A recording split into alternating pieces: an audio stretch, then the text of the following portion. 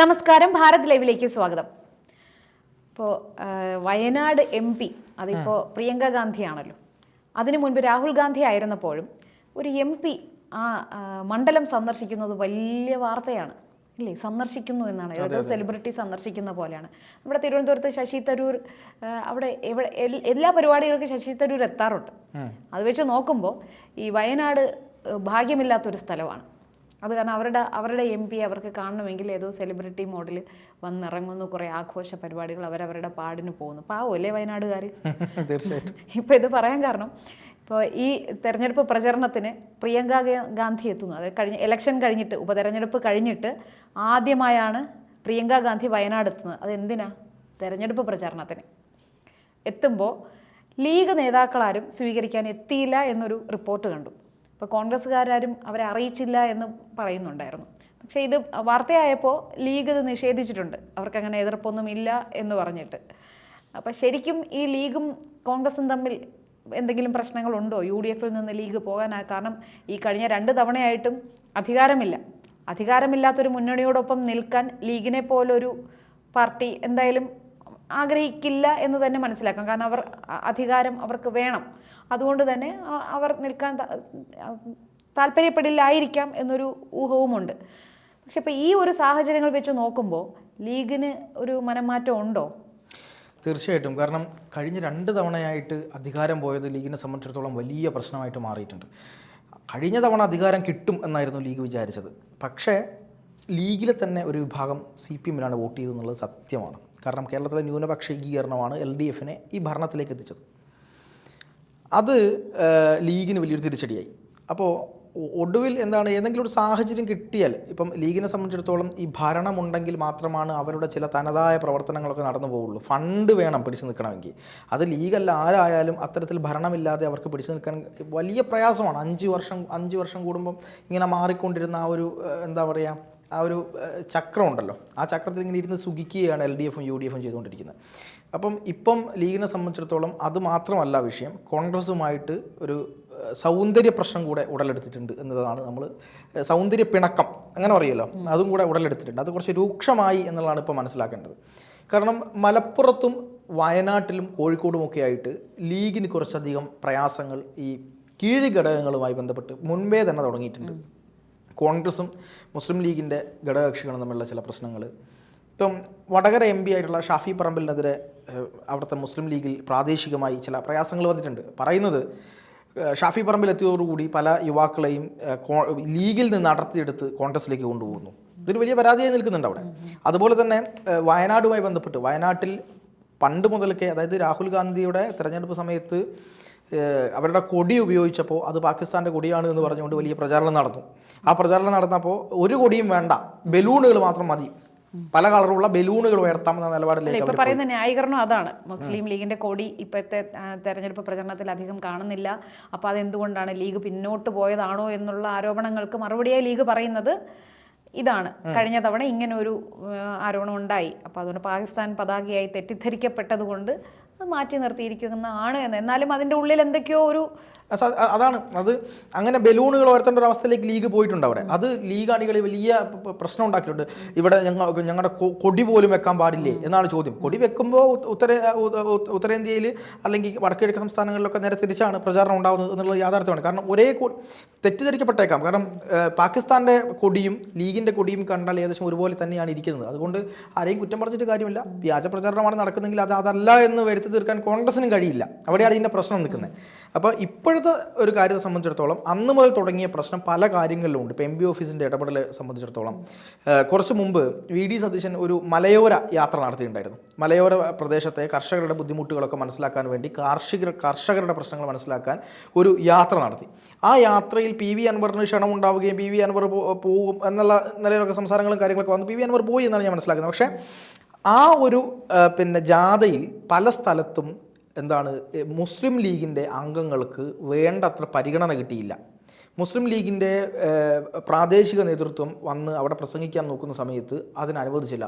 വലിയ നേതാക്കൾ വരട്ടെ, നിങ്ങൾ പ്രസംഗിക്കേണ്ട എന്ന നിലയിലേക്കൊക്കെ സംസാരം ഉണ്ടാവുകയും അത് വലിയ പരാതിയിലേക്ക് പോവുകയും ചില പഞ്ചായത്തുകളിലൊക്കെ ഈ ഭരണത്തർക്കം ഉടലെടുത്ത് കോൺഗ്രസിൻ്റെ ബന്ധം ലീഗ് വിച്ഛേദിക്കുകയൊക്കെ ചെയ്യുന്ന ഒരു കാഴ്ച നമ്മൾ കണ്ടിട്ടുണ്ട്.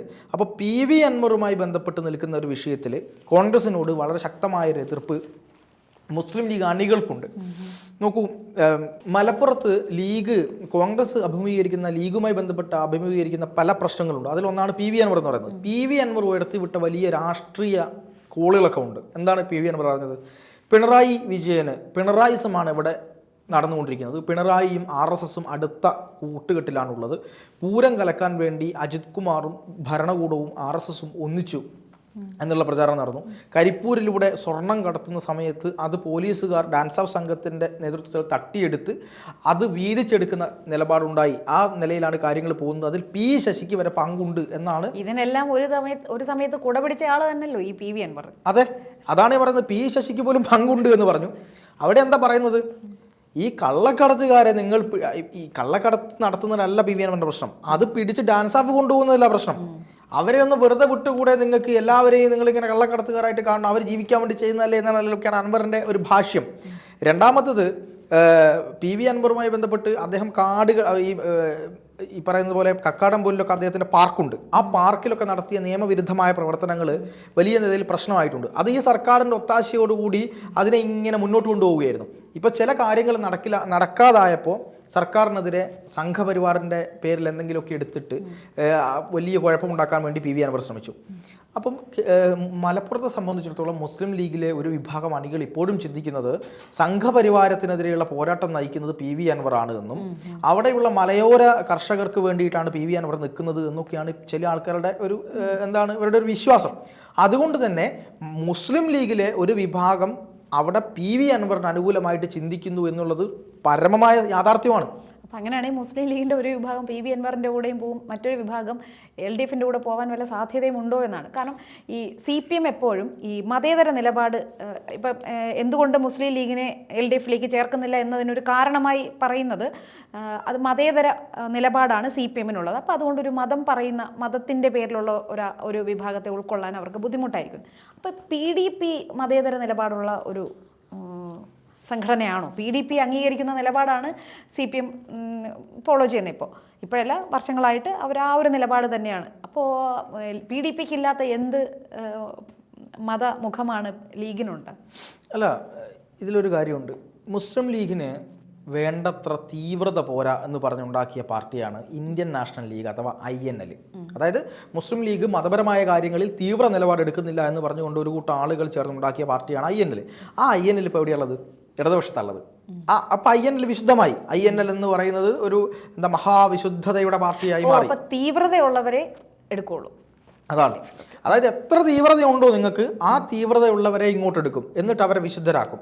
ഈ CPMൻ്റെ അകത്തേക്ക് LDFിനകത്തേക്ക് വന്നാൽ ഇവരുടെ ഈ വർഗീയതയുള്ളവർ, തീവ്രവാദമുള്ളവർ, ഇത്തരം കാര്യങ്ങളെല്ലാം ഉള്ളവരെ ഒരു പ്രത്യേക ജലത്തിലൂടെ കടത്തിവിട്ട് ശുദ്ധീകരിച്ചിട്ടാണ് അപ്പുറത്തിക്കുന്നത്.